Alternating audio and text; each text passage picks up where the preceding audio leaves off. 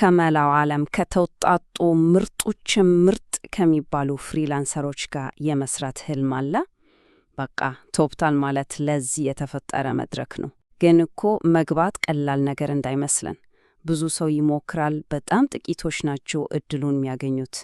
እናም በዚህ ዝግጅታችን ውስጥ ያንን በጣም ከባድ ሂደት ሰብሮ ለመግባት የሚረዳውን ግልጽ መንገድ ደረጃ በደረጃ አብረን እናያለን። እሺ፣ እስቲ ነገሩን በደንብ እንየው። ቶፕታል ላይ ከሚያመለክቱ ባለሙያዎች በቃ ተቀባይነት የሚያገኙት 3% ብቻ ናቸው። አዎ በትክክል ነው የሰማችሁት። ይህ ማለት ከ100 አመልካቾች 97ቱ ውድቅ ይደረጋሉ ማለት ነው። ይህ ቁጥር ብቻውን የመድረኩን ጠበቅነትና ፈተናው ምን ያህል ከባድ እንደሆነ በቂ ምስክር ነው። ስለዚህ ወሳኙ ጥያቄ ምንድን ነው? ይሄን እጅግ በጣም ትንሽ ቁጥር ሰብሮ ለመግባት ከዓለም ምርጦች ጎን ለመቆም በእርግጥ ምን ይጠበቃል?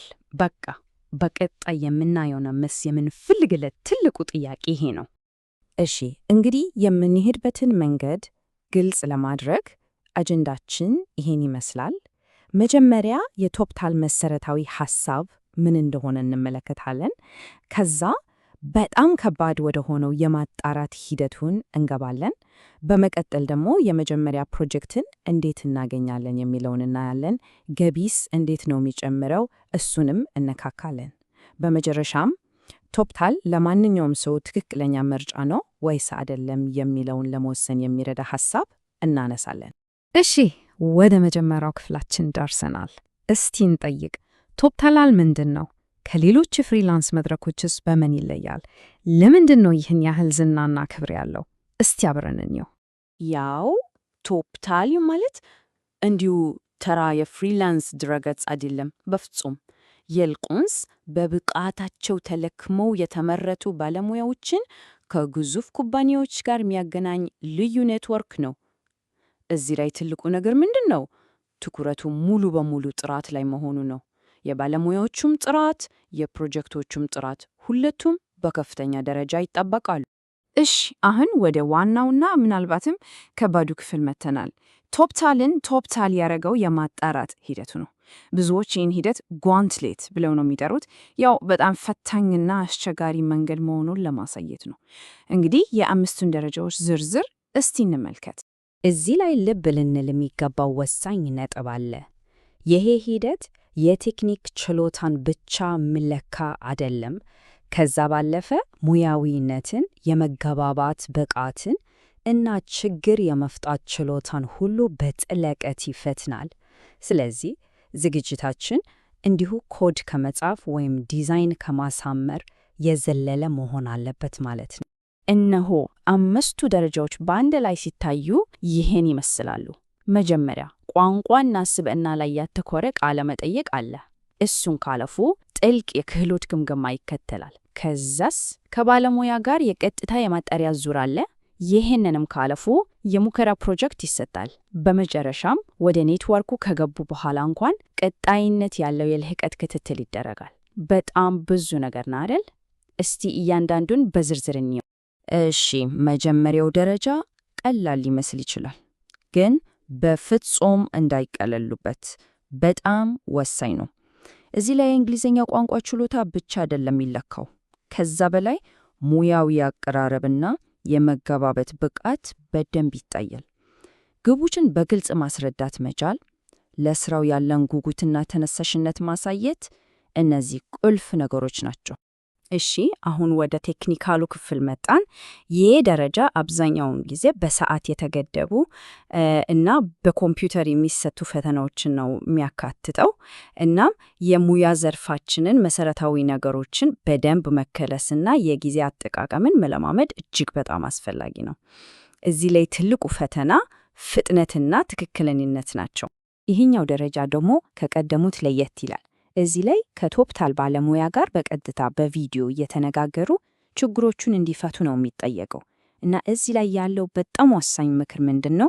ትክክለኛውን መልስ ማግኘት ብቻ አይደለም ዋናው ነገር መልሱን ለማግኘት የተጓዙበትን ያስተሳሰብ ሂደት፣ ያንን ቾክ ብለው ማስረዳት መቻል ነው። እንዴት እንደሚያስቡ ማሳየት እጅግ በጣም ወሳኝ ነው። እንግዲህ የማጣሪያው መጨረሻ አካባቢ ላይ ሲደረስ የሙከራ ፕሮጀክት ይሰጣል። ይህ ፕሮጀክት ከ1 እስከ 3 ሳምንት ሊፈጅ ይችላል። ዓላማውስ አንድ ሰው እውነተኛ ፕሮጀክት ላይ እንዴት እንደሚሰራ በተግባር ለማየት ነው። ስለዚህ ልክ እንደ እውነተኛ የደንበኛ ስራ አድርጎ በሙሉ ጥንቃቄ ለሁሉም ዝርዝሮች ትኩረት በመስጠት እና ደግሞ የጊዜ ገደቦችን በማክበር መስራት በጣም ያስፈልጋል። በቃ እንኳን ደስ አለን እንበል። ያንን አስቸጋሪ የማጣሪያ ሂደት አልፈዋለሁ። አሁንስ ፈተናው እዚህ ላይ አላበቃም። ያው ወደ ቶፕታል ኔትወርክ መግባት በራሱ ትልቅ ነገር ነው። ግን የመጀመሪያውን ፕሮጀክት ማግኘት ደግሞ እሱ በራሱ ሌላ ጥበብ ይጠየቃል። እስቲ ወደዛው እንሄድ። ቶፕታል ውስጥ ስራ ፍለጋ ልክ እንደ ሌሎቹ መድረኮች አይደለም። ደንበኞች ዞር ዞር እያሉ ባለሙያ አይፈለጉም። ይልቁንስ የቶፕታል አዛማጆች የአንድን ሰው ፕሮፋይል አይቶ ለፕሮጀክቶች ያቀርባሉ። ይህ ምን ማለት ነው?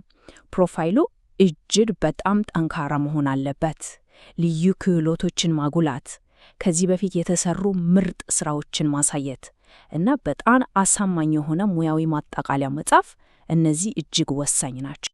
እሺ፣ የመጀመሪያው ፕሮጀክት በተሳካ ሁኔታ ተጠናቀቀም ብሎ አሁን ደግሞ ትኩረታችንን የረጅም ጊዜ ስኬት ላይ እናድርግ። በቶፕታል ኔትወርክ ውስጥ አንድ ሰው እንዴት ነው ስኬታማ ሆኖ የሚቀጥለው? ገቢውንስ እንዴት ነው የሚያሳድገው? ቶፕታል ላይ ስኬት ማለት ቀጣይነት ያለው ነገር ነው። ሁሉ ጊዜ ከፍተኛ ጥራት ያለው ስራ ማቅረብ፣ ከደንበኞች ጋር ግልጽ እና ቀጥተኛ ግንኙነት ማድረግ እና በአጠቃላይ በኔትወርክ ውስጥ ጥሩ ስም መገንባት፣ እነዚህ በጣም አስፈላጊ ነገሮች ናቸው። ይህን ሲደረግ በተሰራው ስራ ዋጋ ላይ ተመስርቶ የሰዓት ክፍያን ለመደራደርና ለማሳደግ ትልቅ ዕድል ይፈጠራል። እንግዲህ ሁሉንም ደረጃዎች አንድ በአንድ አይተናል። አሁን ወደ መጨረሻው እና ምናልባትም ከሁሉም በላይ ግላዊ ወደ ሆነው ጥያቄ ደርሰናል። ይህ ሁሉ ልፋትና ፈተና ዋጋ አለው ወይ? ቶፕታል ትክክለኛው ምርጫ መሆኑንስ እንዴት ነው መወሰን የሚቻለው? ውሳኔውን ለማቅለል እስቲ ጥቅሞቹና ጉዳቶቹን ጎን ለጎን እናስቀምጣቸው። ጥቅሞቹ ግልጽ ናቸው። ምርጥ ደንበኞች፣ ከፍተኛ ክፍያ እና ደግሞ ለስራዎች ጨረታ ማውጣት የሚባል ነገር አለመኖሩ። በሌላ በኩል ደግሞ ጉዳቶቹ ቀላል አይደሉም።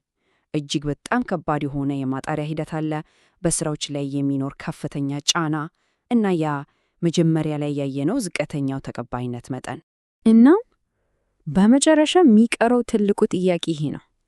ቶፕታልን መቀላቀል የሚያስገኘው ዝናና ከፍተኛ ገቢ አብሮት ከሚመጣው ከባድ ጫናና ፈተና ጋር ሲነጻጸር ይመጥናል ወይ? የዚህ ጥያቄ መልስ ለእያንዳንዱ ሰው የተለየ እንደሚሆን ምንም ጥርጥር የለው።